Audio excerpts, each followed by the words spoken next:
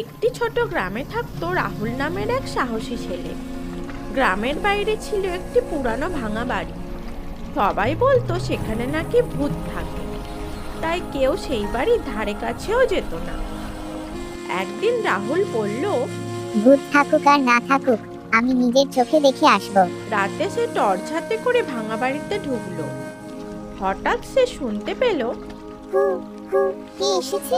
রাহুল একটু ভয় পেলেও সাহস করে বলল। আমি রাহুল, তুমি কে? তারপর অন্ধকার থেকে বেরিয়ে এলো এক ভূত। তাকে খুব দুঃখী দেখাচ্ছিল। ভূত বলল, আমি কাউকে ভয় দেখাই না, সবাই আমাকে ভূত ভেবে ভয় পায়, তাই আমি একা।